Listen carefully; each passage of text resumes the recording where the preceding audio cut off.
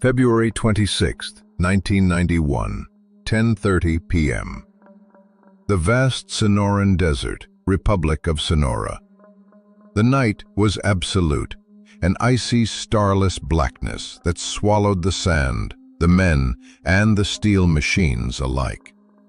To the commanders of the Sonoran regime's Tawakalna Republican Guard Division, this was their fortress. They were dug into the sand, sheltered by berms and the armor of the beast they commanded, the T-72M. This was not just a tank, it was a symbol, the heir to the glory of the machines that crushed Hitler's panzers at Kursk. It was the steel fist of Eurasian design philosophy, deadly, mass-produced, and ruthlessly efficient. Its 125mm smoothbore cannon was a merciless killer, its name spoken with reverence in training exercises from the plains of the Eastern Bloc to the Sierra Madre Mountains. That night, their crews waited, peering through the ghostly green eyepieces of their active infrared sights. Their confidence bordered on arrogance. They were the hunters. But then, the night began to whisper. At first, it wasn't even a sound, it was a feeling, a subtle shift in air pressure, a low, alien hum that vibrated deep in the chest, seeming to come from everywhere and nowhere at once. The sound of a turbine, the roar of a jet engine stalking across the sand. In their bunkers, the Sonoran commanders listened to the crackle of the radio. Static, fragmented phrases, chaos. Then, a clear report. "I have enemy armor in sight." But the numbers that followed were absurd, impossible. Over 3,000 meters.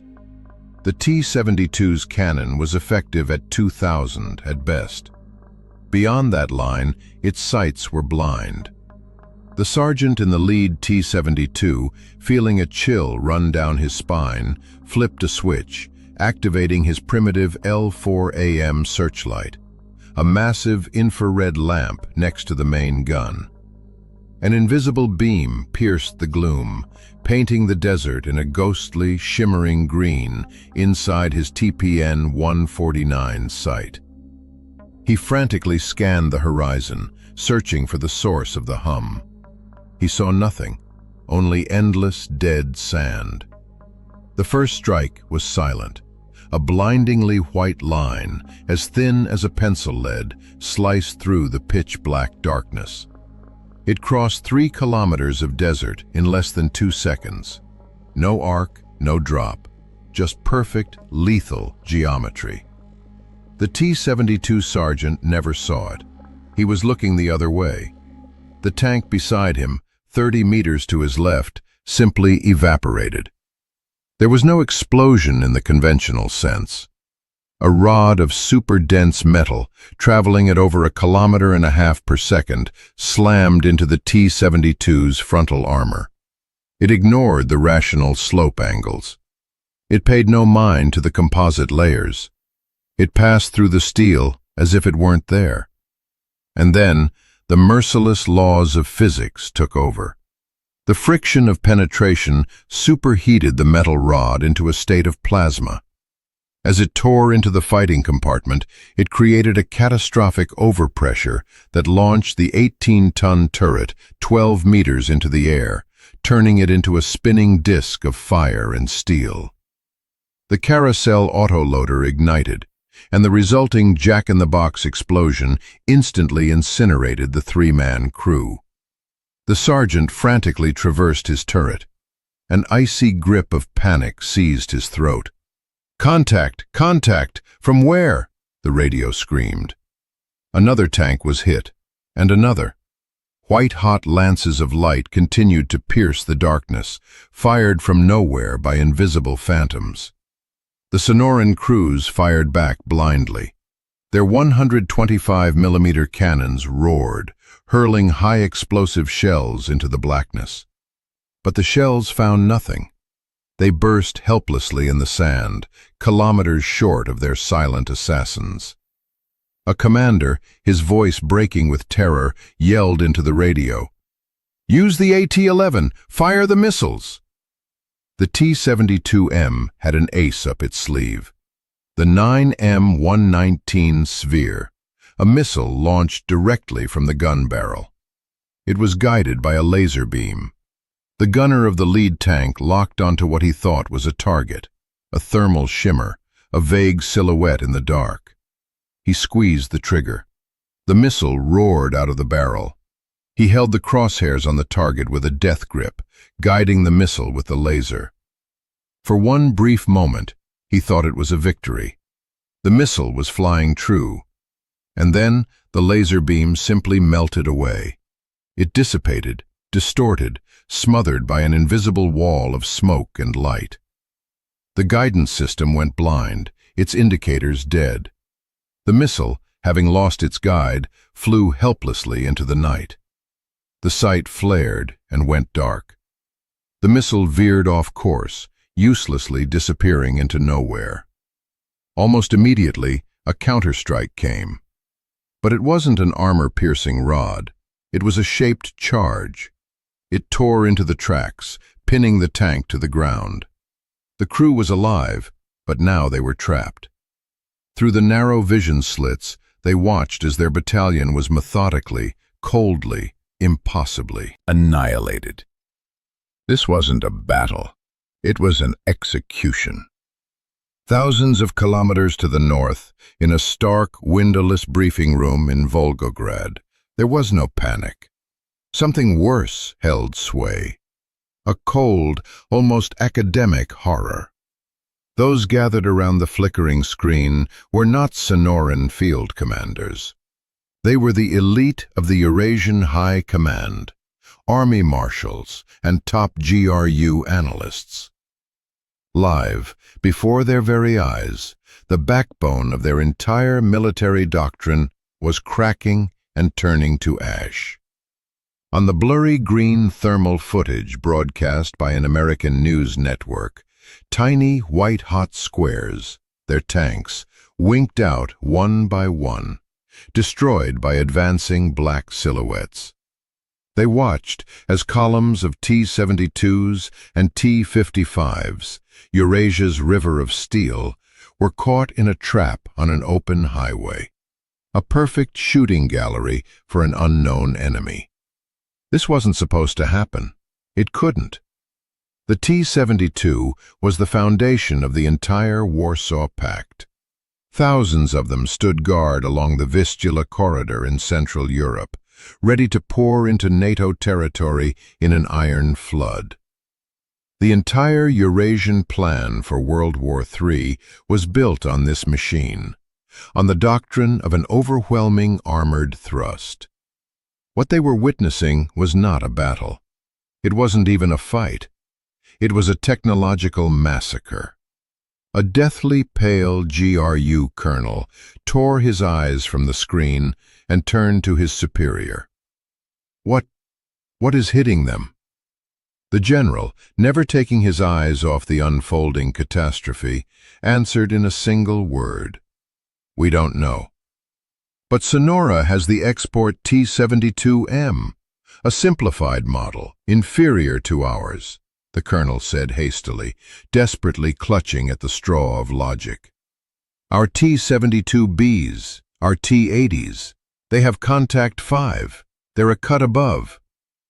A cut above? The general repeated, his quiet voice laced with bitter irony. The field reports, the penetration data. He gestured at the screen. Speak of hits from ranges where we can't even see them. This is happening in pitch darkness, where our best night sights are completely blind. The Sonoran soldiers are returning fire, but their shells, as they report, are just bouncing off. Bouncing off? The colonel echoed. The general tapped his knuckles on a thin folder on the table. Preliminary reports from our attachés in Sonora City. They read like the ravings of a madman. Men talk of ghosts, of a whispering death. of tanks that race across the desert at over 70 kilometers per hour, firing on the move with surgical precision. A heavy silence fell over the room. Firing accurately on the move, at night, at ranges over 3 kilometers. This was no longer a quantitative advantage. This was another dimension of warfare. This was a phantom. A young analyst from the back rows, a recent graduate of an engineering academy, cleared his throat. All heads turned to him. "Comrade General, what if the problem isn't their tank? What if they aren't fighting tanks at all?" "The signatures from Hellfires or A-10s look different," the general cut in, tossing a blurry reconnaissance photo onto the table. "This is a tank killer. Look at the entry hole. Small, clean, a kinetic impact, but not ours, and not like anything we've ever seen." A shroud of mystery, thick and suffocating, descended upon them. The T-72 was designed to fight the American M60 and the British Chieftain. It was born for a war of attrition, where victory would be won by numbers and unbending will. But the Americans hadn't sent the M60.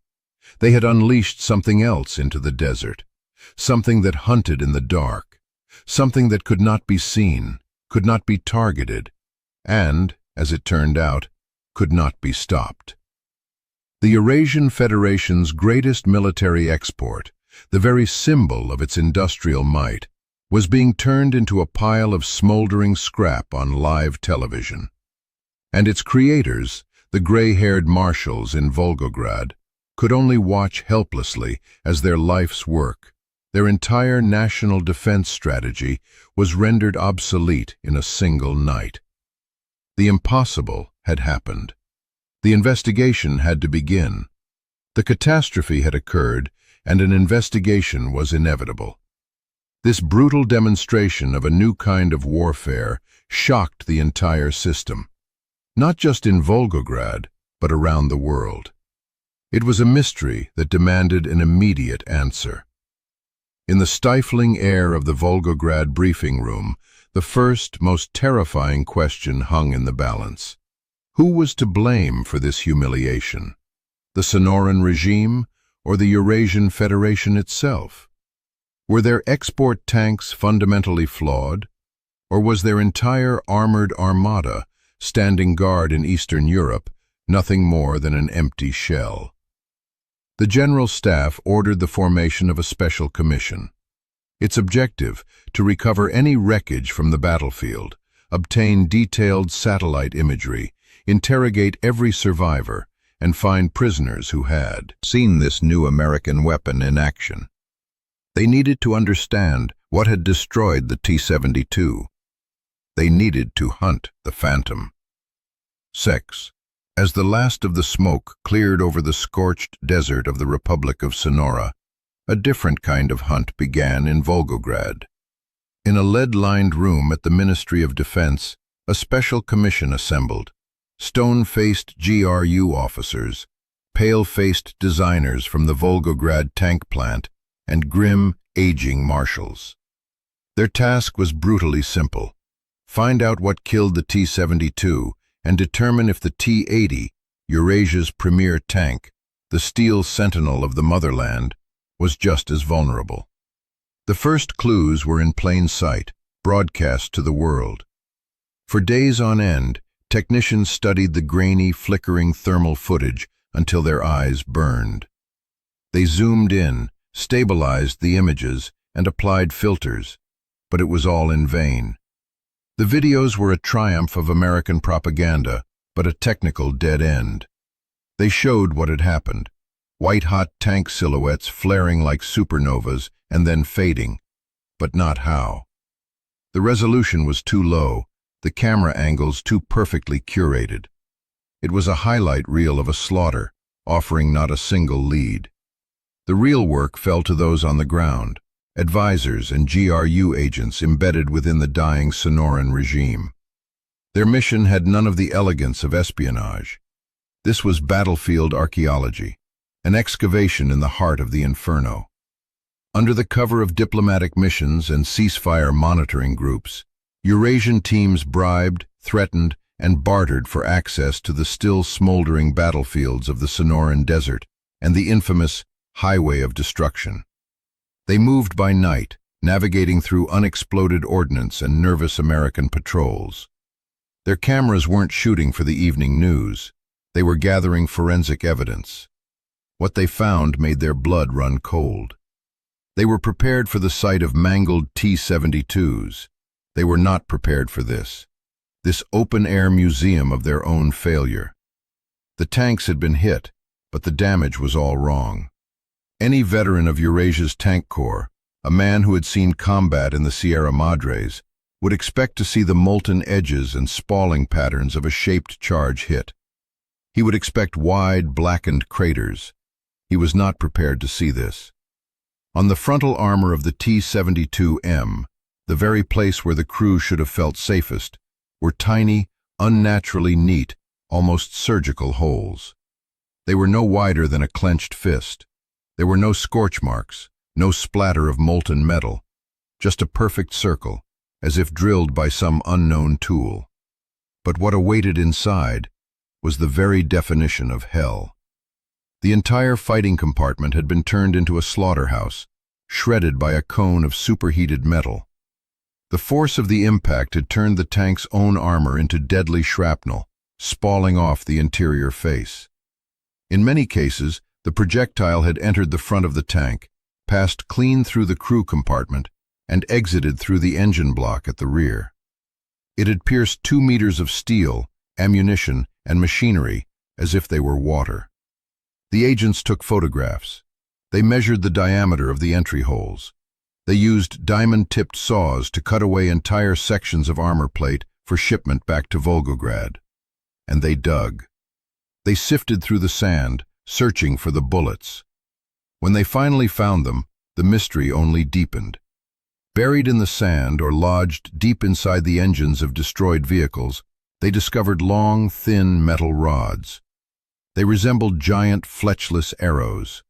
They weren't made of steel, and they weren't tungsten, the Eurasian Army's preferred material for its own armor-piercing rounds. They were black, with a metallic sheen, and incredibly, unnaturally heavy. They were black, machined from metal, and impossibly dense. When the first samples reached the metallurgical labs at a testing ground near Saratov, the spectrometers produced a result that left the engineers in shock. Over 98% depleted uranium.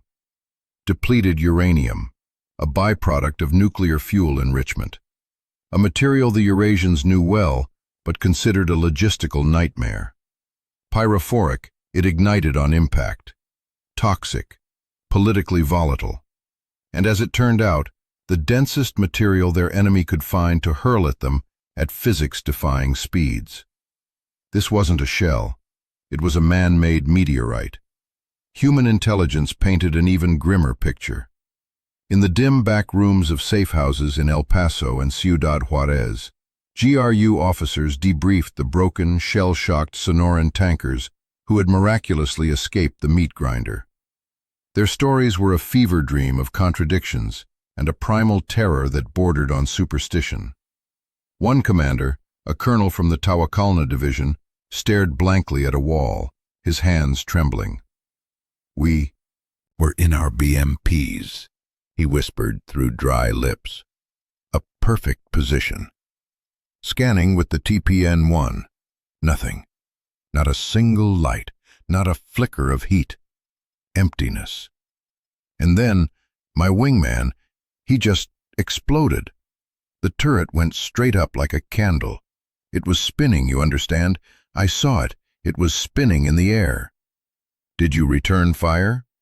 the GRU officer asked, the only sound in the room the scratching of his pen on paper. "At what? At gin? At ghosts? We fired where we thought the flashes came from. We emptied our ammunition. We hit nothing. We heard sounds on the radio, a hissing. Not a diesel, not the usual vroom vroom of a T-72. A high, piercing sound, like an aircraft turbine. They said the tanks were hissing. A hissing tank. The report was dismissed as combat shock. Nonsense.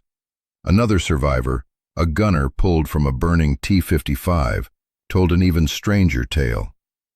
My commander, he saw one. He pointed. There, he said, 3,000 meters, a black silhouette against the horizon. We fired. And we hit it. I saw the flash on the hull myself, a direct hit from the 100 millimeter. And it didn't even slow down. It just kept coming. It stopped, fired, and the commander's cupola was gone. I ran. From these stories, a legend was born. A new American supertank had appeared on the battlefield, a monster. It moved silently, emitting only a high-pitched hiss. It was invisible at night. Its armor was so impenetrable that the Eurasian 125 millimeter guns, the most powerful weapon in their arsenal, were useless. And its gun fired a magic bullet that nothing could stop. In Vulgograd, the Special Commission struggled to separate fact from fiction. Their desks were buried under mountains of conflicting data. Theory 1. The armor. This was the most popular theory among the old guard. The reports of bouncing shells were key. The Americans must have perfected their composite armor. Intelligence had long chased rumors of a British development called Farnborough, a layered cake of ceramics and steel. Now it was clear. The Americans had it, and in one fell swoop, the entire Eurasian arsenal of heat and high-explosive rounds had been rendered obsolete. The Commission recommended an immediate program to develop more powerful shaped-charge warheads. Theory 2. The gun. Younger, more technically minded engineers focused on the root of the problem, the depleted uranium rods. This was the true threat. What did your armor matter if the enemy's gun could penetrate anything? The problem wasn't the T-72s' defense, but the American offense. This was a failure of metallurgy. The Eurasians needed their own silver bullet. They had to improve their own armor-piercing, fin-stabilized, discarding SABO, APFSDS, rounds. An order, stamped with panic, went out to the design bureaus.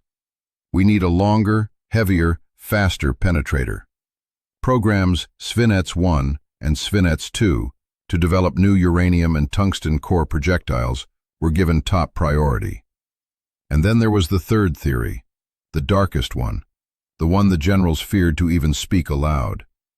It came from a specialist in signals intelligence, a man who had dedicated his career to cracking American electronics. He silently pointed to a stack of reports. We saw nothing. Then his finger rested on the blurry battlefield footage. Comrades, his voice echoed in the sudden silence, they are not using infrared searchlights. Their systems are not active. They are passive. They aren't looking for reflected light. They are seeing the heat of the tank itself. A chill swept through the room. The realization was instant and paralyzing. The T-72's TPN-1 night vision system was active. It was, in essence, a giant searchlight that operated in a spectrum invisible to the naked eye. To see, the tank had to broadcast a powerful beam of infrared light. The specialist painted a terrifying picture. Any American tank with a passive thermal imager sees our T-72s as clearly as a lighthouse in the night, from kilometers away. We were blind. But worse, the very moment we turned on our sights to see anything at all, we turned ourselves into a target. We were like hunters walking through a dark forest with a lit torch, while a predator watched from the shadows, seeing the heat of our bodies. But the Commission, like any cumbersome bureaucracy, reached a fatally flawed conclusion. They could not, or would not, accept that all three theories were true at once. They couldn't grasp that the Americans hadn't just built a better tank. They had built a system. A tank whose gun outranged theirs, whose sights blinded theirs, and whose armor rendered their weapons impotent. And it was all tied together by an onboard computer that allowed it to fire with lethal accuracy at 60 kilometers per hour. The Eurasian military mind, steeped in the doctrine of mass and attrition, desperately sought a single, simple fix. A new gun, a new plate of armor, a new sight. They could not comprehend that the T-72 had been defeated not by a single technology, but by a philosophy. The monster now had a name. It was whispered in the pages of intelligence reports, a simple designation from an American procurement contract. The details were still fragmented. Spies were scrambling for scraps of information, but the name was in the air. M1. And none of them had any idea what they were truly up against. And while the Special Commission in Vulgograd chased metallurgical ghosts and debated the merits of active versus passive night vision, the answer to their riddle was not hiding in the dark. It was in plain sight, on the sun-baked ranges of a training center in Mojave, Nevada, and on the green plains of Western Europe. It was not a single invention. It was a revolution, born from the ashes of a catastrophe nearly 2 decades earlier. The origins of this new era were not to be found in quiet American laboratories. They lay in the searing sands of the Baja Peninsula on October 6, 1973.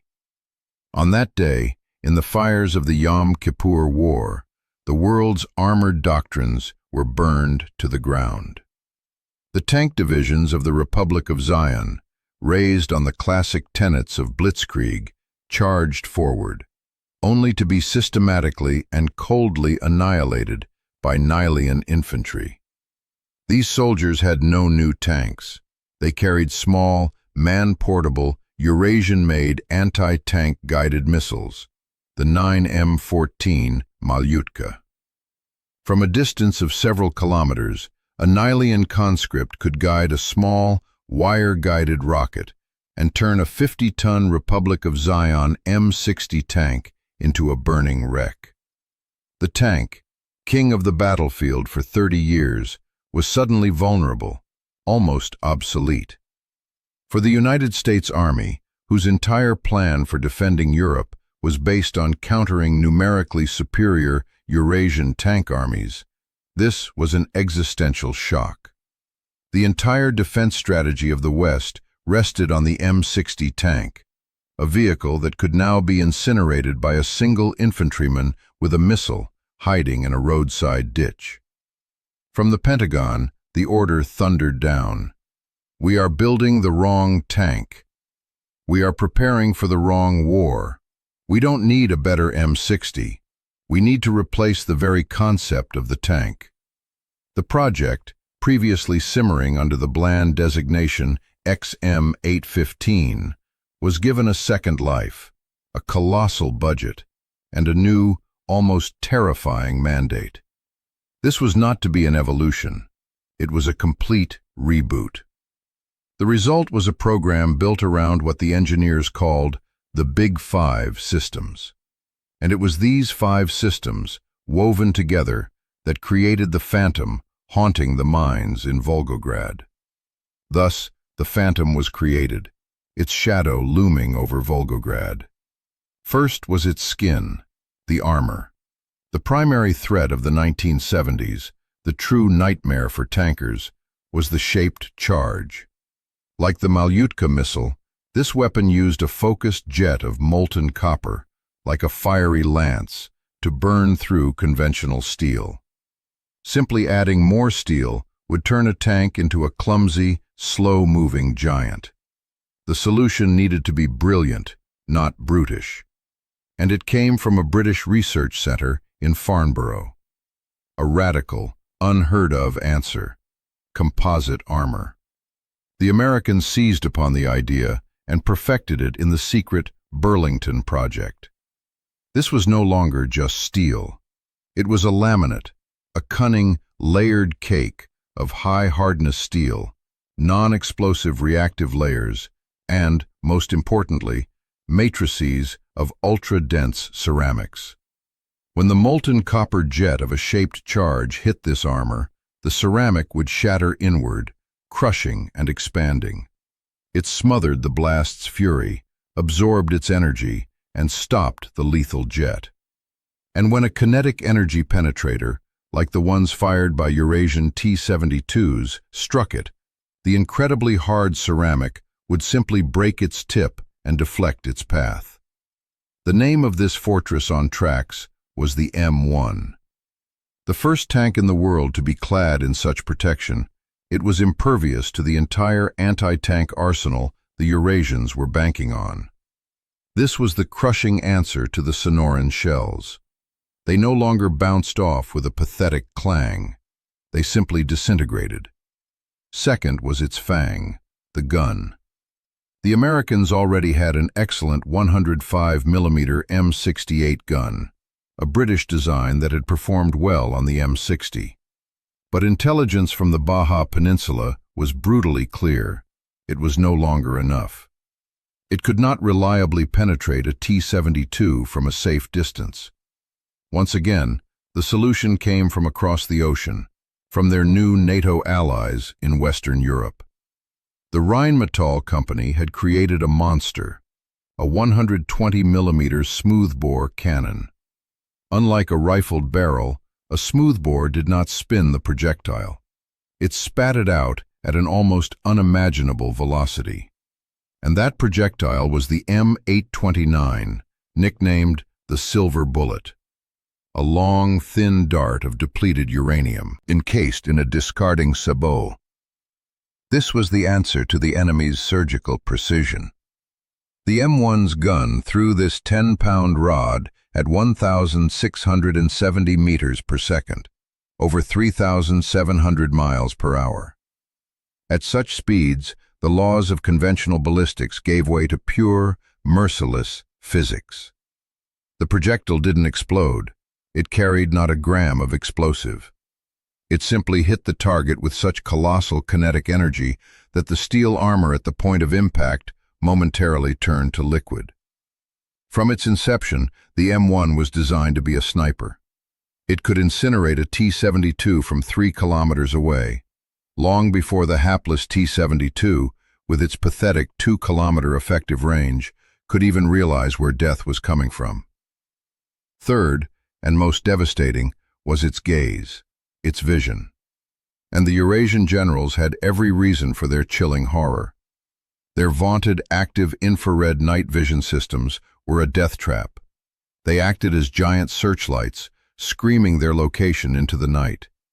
The M1 had something entirely different, something from the future. It was one of the first production vehicles in the world with a passive thermal imaging system.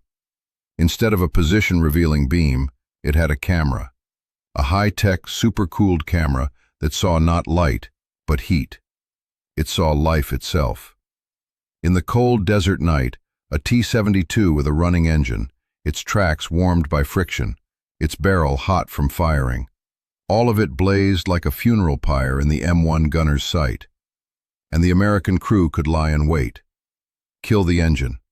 In complete silence, in absolute darkness, they became invisible predators scanning the horizon. They saw everything: the blazing silhouette of a tank, the warm blotch of a lone soldier, the ghostly heat trail of a recently passed truck. They saw it from kilometers away, through smoke, dust, and even fog. The Sonoran soldiers were utterly blind. And in this world plunged into darkness, the Americans became gods, gifted with an all-seeing eye. And it wasn't just one eye. The M1 carried a hunter-killer system. The commander had his own independent thermal sight. He would scan the battlefield seeking a victim. Upon finding a target, he would slew the turret with the press of a button, and the gunner's sight would instantly lock on. The gunner would fire, turning an enemy tank into scrap metal. And while the shell was still in the air, the commander was already looking for the next target. Find, slew, destroy. This lethal rhythm allowed a single M1 to kill multiple T-72s in under a minute. To its victims, it felt like the work not of one tank, but of an entire phantom battalion. The fourth element was the engine. That ominous hiss reported by the Sonoran colonel was not a symptom of shell shock. It was the whisper of a jet turbine. The heart of the M1 was not a diesel. Beating inside its 60-ton body was a 1,500 horsepower Honeywell AGT 1500 gas turbine engine. Essentially, a helicopter engine crammed into a tank chassis. It was quieter than a diesel's rumble, had fewer moving parts, and could burn almost any fuel: diesel, gasoline, kerosene, and even, as one commander acidly joked, cheap tequila. But its true magic was its acceleration. It could launch the massive tank from a standstill to 30 kilometers per hour in 7 seconds. This ferocious agility gave the M1 terrifying maneuverability. It could pop up from behind a hill, fire a shot, and disappear back into cover before the T-72's sluggish turret had even begun to turn in its direction. Finally, the capstone of its design, its secret ingredient, the digital fire control computer. The brain that linked all the systems into a single, lethal organism. A Eurasian tank gunner had to rely on a primitive rangefinder, manually entering corrections for wind and distance, a process more akin to guesswork. An M1 gunner simply laid the crosshairs on the target and pressed a button. Instantly, a laser rangefinder sent data to the computer with an accuracy of a few meters. Sensors on the turret measured wind speed and direction. An internal pendulum registered the tank's own cant. And the computer, this digital brain, processed it all in microseconds: range, wind, ammunition type, atmospheric pressure, and even the slight droop of the gun barrel, calculating the perfect firing solution. It elevated the gun to the correct angle itself. All the gunner had to do was pull the trigger. This was the secret to its ability to fire on the move. The M1's stabilization system was so advanced that the sight remained locked on target like a dead man's stare, even as the tank hurtled across the desert at 60 kilometers per hour. The gun itself, controlled by gyroscopes, floated in the air, completely independent of the hull's violent shaking. A commander could have sipped a cup of coffee without spilling a drop, and the gunner could hold the target in his crosshairs with absolute precision. This was the Phantom. Not just a tank, but an integrated system, a machine whose composite armor deflected Eurasian shells, whose turbine engine made it fast and nearly silent, whose thermal imager turned it into an invisible night hunter, and whose computer-guided gun was the tool of a flawless assassin. While Vulgograd struggled to solve the mystery of the slaughter, the Americans on their desert bases were sharpening the blade, knowing their enemy had no idea what fate awaited it. But the first meeting did not take place on the battlefield. It happened in 1990 on a sterile, rain-slicked firing range at Graphenvore in Central Europe. The Iron Curtain had fallen. The Cold War was, for all intents and purposes, over. In a stunning gesture of openness, or perhaps of supreme confidence, the unified government of Central Europe and the U.S. Army invited a delegation of top Eurasian officers to a NATO firepower demonstration. Among them was the very same commission from Vulgograd. Faces of stone, notebooks filled with grainy photos and conflicting reports from Sonora. They had come to finally look their monster in the eye. They stood on a concrete observation deck, peering through binoculars at the mist clearing over the range. The Germans were first, showing off their new Leopard 2A4. It was an impressive sight. The tank tore across the muddy field, its hull bucking on the rough terrain, but its long 120mm barrel remained unnaturally, almost eerily still, as if it existed separately from the machine. It fired on the move, flawlessly hitting targets at 2,500 meters. The Eurasian generals nodded in appreciation. Impressive, but not overwhelming. Their own T-80U boasted a similar stabilized gun. This was a worthy opponent. And then they heard the hiss. From the right, an American M1 Abrams rolled onto the range. It didn't rumble or roar. It whined, the high-pitched whine of its turbine engine cutting through the damp air. The sound itself was alien, otherworldly. And then it moved. It didn't crawl, it lunged. The 63-ton behemoth shot forward, throwing clumps of mud from its tracks, and hit over 60 kilometers per hour in a matter of seconds. "Target Delta," came the calm voice of an American officer over the loudspeakers. "Range, 3,000 meters." The Abrams, without slowing its furious pace, did not stop. It didn't even decelerate. Its turret, which had been facing forward, suddenly snapped to the left with predatory speed, moving completely independently of the charging hull. And it fired. A blinding white flash and a dry crack that echoed off the trees. A moment later, the distant silhouette of a tank target vanished, as if it had never been there. "Target Echo, 3,500 meters." The commander's independent thermal sight had already found the next victim. The turret, as soon as the gun recoiled, jerked again. The gunner's sight locked onto a new point. Crack! Another direct hit. The tank had not slowed by a single kilometer per hour. The Eurasian generals stood in silence. Their hands, gripping their binoculars, trembled slightly. Firing on the move. From 3,500 meters. First-round hits. Their best gunners, from a stationary T-80, would have considered it luck to hit a target at 2,000. This was not a tank.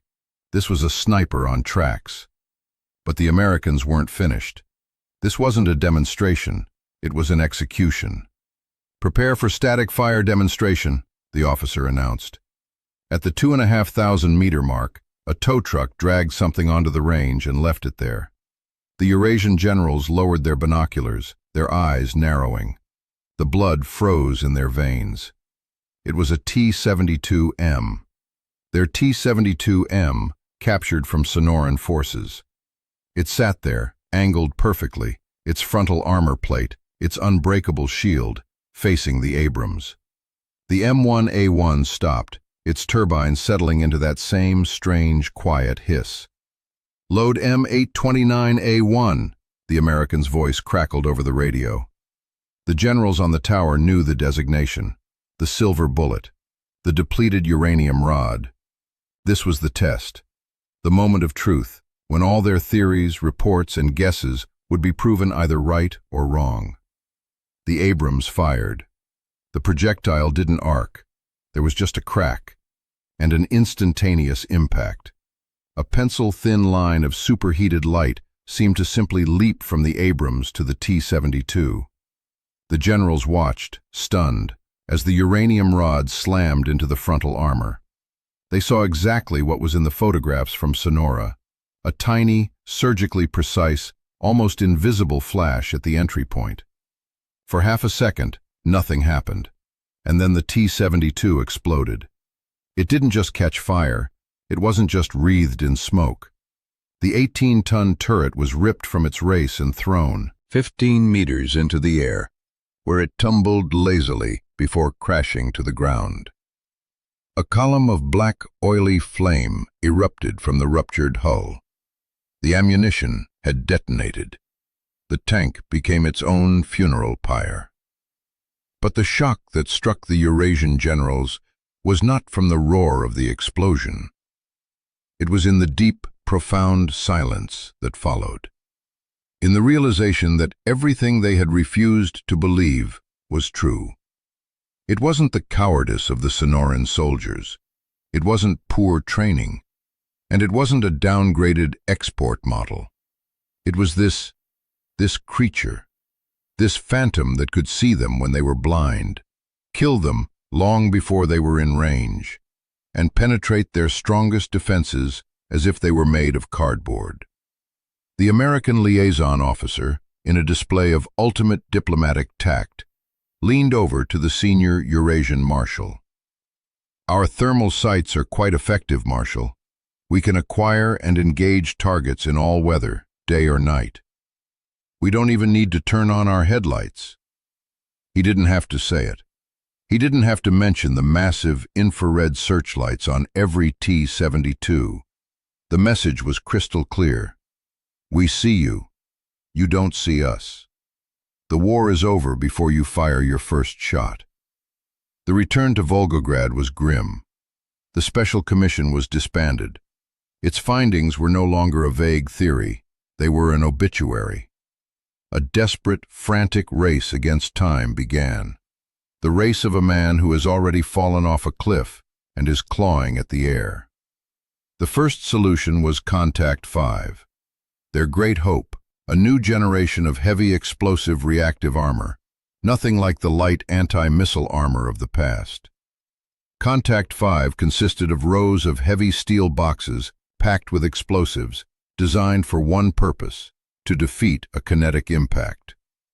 When an M829 rod hit a box, it would detonate not forward but sideways, snapping the penetrator in half before it could touch the tank's main armor.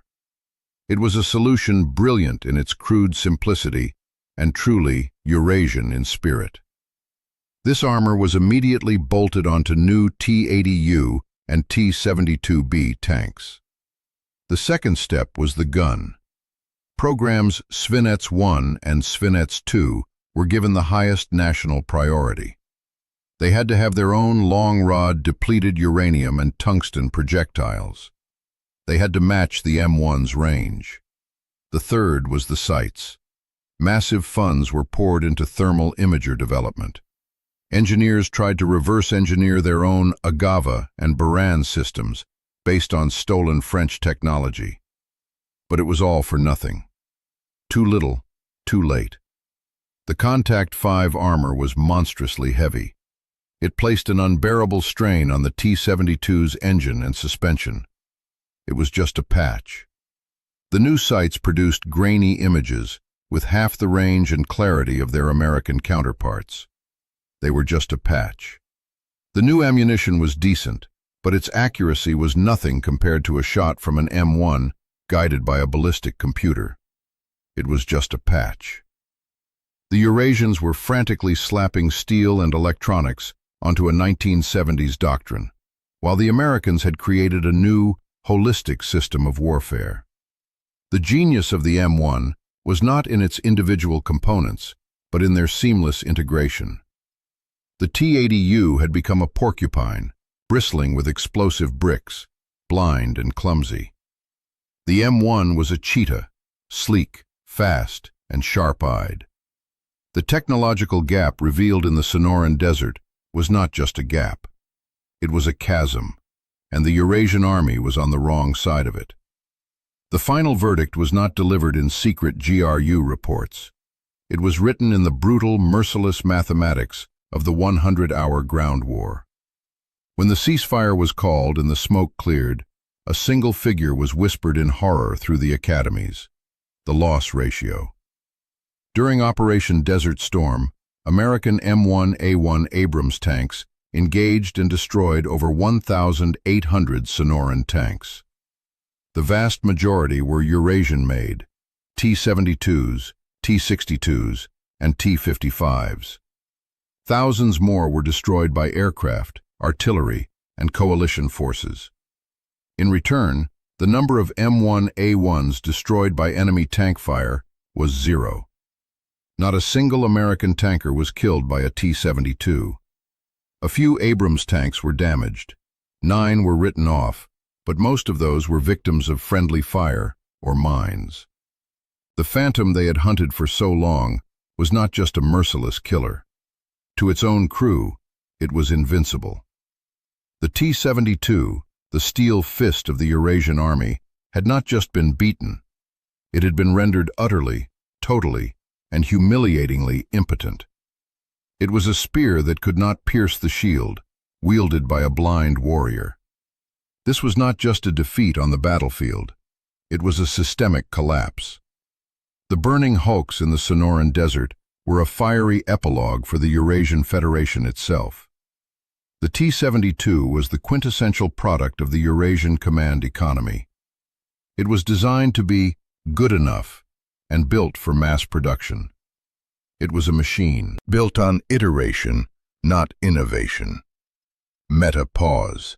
Sex 2.0. The T-72 was an evolution of the T-64, which was an evolution of the T-62, which was a descendant of the T-55. The fundamental philosophy never changed.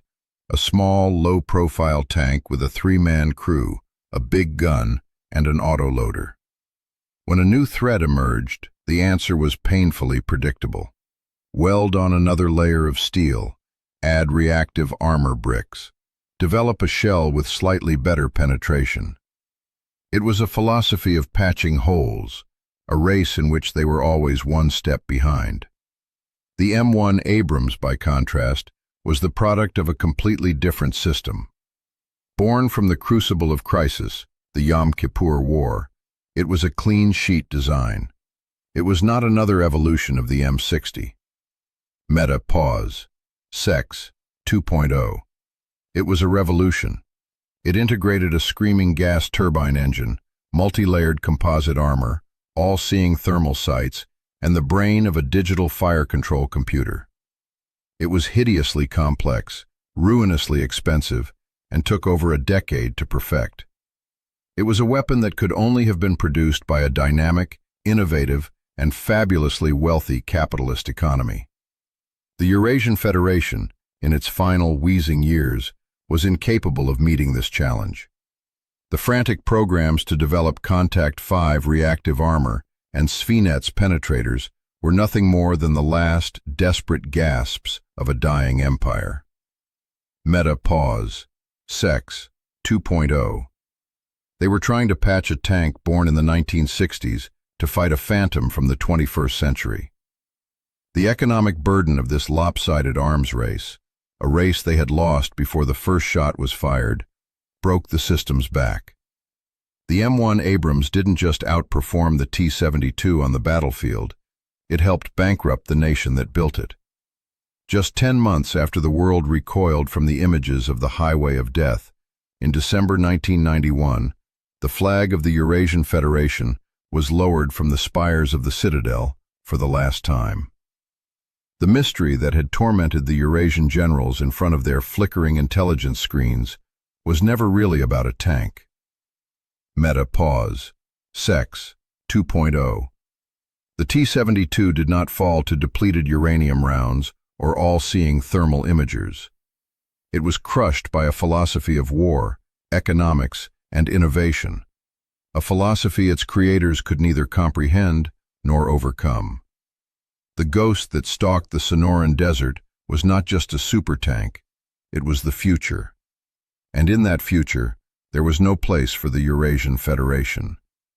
The symbol of the Cold War's end is not just the fallen Iron Curtain. It is the black silhouette of a T-72 turret against a scorched desert sky. A turret ripped from its burning hull, sent spinning helplessly through the air, torn away by a force that was invisible, invulnerable, and undeniable.